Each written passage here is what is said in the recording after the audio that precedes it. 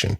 Like it was just a way to convince people to stay. I absolutely hate cons like this. It makes me so upset because these are people like at their lowest and they're like, I need anything to get out of where I am. Like emotionally and physically and spiritually. And these people are like, come give us everything and we'll solve that. I hate that stuff. Those are the worst people. The worst people. They are the dregs. It's awful. Plus, and it's like the time when when the Catholic Church, who I guess probably most of these people were Catholic, right? Yes. Oh, they all were. Like, it was probably a time just based on what else was going on in the Catholic Church at that time where like there was tons of fracture groups at that time, kind of roaming, like just spreading their words. And I mean, if you think about the Robert Irwin, remember when we covered Robert Irwin, his father was a fiery preacher. Yeah. Similar idea. Remember, we had a ton of like that kind of splintered Catholic like fervor happen in the US. We just didn't have it turn into anything like this until Jonestown kind of came around. Yeah, same idea, but this one just kind of got out of hand fast.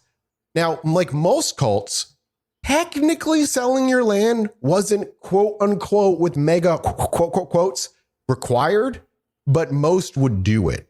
Those who wouldn't usually had family members still living in the home who were not followers of the movement. But if that wasn't the case, almost always the land was either sold and the money was given to the movement, or the land was given to the movement itself for them to do with what they wanted. Now, this is also a little confusing too, as when asked about this particular doctrine, when others who kind of survived the cult were found, the answer was that the movement was huge and not all members stayed in their properties and would only come for the courses and then end up returning back to their home. But those members still lived in their own homes. So again, driving the point that not everybody gave up everything. It was just a majority of just the people who absolutely needed. Yeah. Like they would have if they could have, I bet.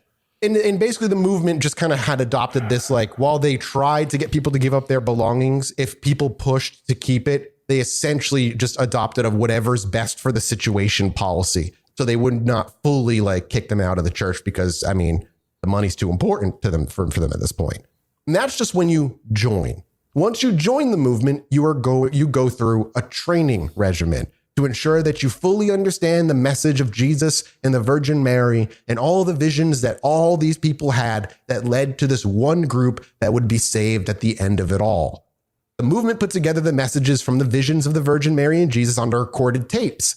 But as the messages expanded, they changed to transcripts. New recruits would have to listen to the messages in their totality 6 times.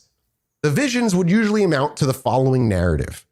Since humanity had rejected the 10 commandments and turned to Satan, and so God had decided to exterminate the world.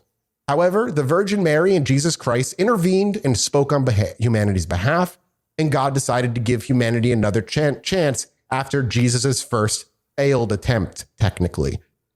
However, humanity went too far by continuously breaking the 6th commandment, so God sent the AIDS crisis. Those who repented would be healed, and those who repented and still succumbed to the condition would go immediately to heaven. We kind of talked about why that was and the loopholes that kind of were built into that. Since we continue to eschew the 10 commandments, God would send upon the world chastisements that would affect various countries, such that only 1/4 of the population would survive. This period would be known as the siege, and would culminate in 3 days of darkness. Those who helped to restore the 10 commandments would be spared and become the new generation. It's literally exactly what happened with QAnon, this year. Yes. It's wild. It's almost like history just repeats itself endlessly. The days of darkness and stuff, it's like exactly the same shit. New converts, learners, and students would have to attend a course on Mondays and Fridays, though this could be extended to Wednesdays and Sundays, depending on the convert's availability. Now, going through lessons isn't enough to break somebody down, but cults break you down slowly, and the rigid schedule was built to do such a thing. These courses would run from 8 a.m. to 4 p.m., which would constitute one session. The minimum requirement covered 20 sessions for 5 consecutive weeks. Oh my God. The course mainly was going over messages from the visions. So you are just stuck in these classrooms fucking every day for 5 weeks over 20 sessions from 8 a.m. to 4 p.m., just being told the same visions over and over. Indoctrination, and over. Yep. You're just sitting there being indoctrinated. Now, the instructor was supposed to keep strict attendance and have one of the higher members pray over the graduates. The students would kneel down in front of the higher member after they've made it through the courses, who would speak words to the demons that they believe to be possessing the students. Because remember, these people have to repent first. They still have demons in them. They're like you and me. Speaking in a high voice, the leader would demand the demons leave their recruits and return to hell for at least half of an hour. What? I worded that weird. Take a break, guys. Take a break. Only 30 minutes. It took 30 minutes to do the ritual. Oh, I thought you meant like at least I've expelled the demon for 30 minutes. 30 minutes. Yeah, I just with realized another payment of $29.99. I can make it we permanent. can get rid of you. Now, we don't know the exact specific actions that were taken during these rituals, but students would also we do know that students were also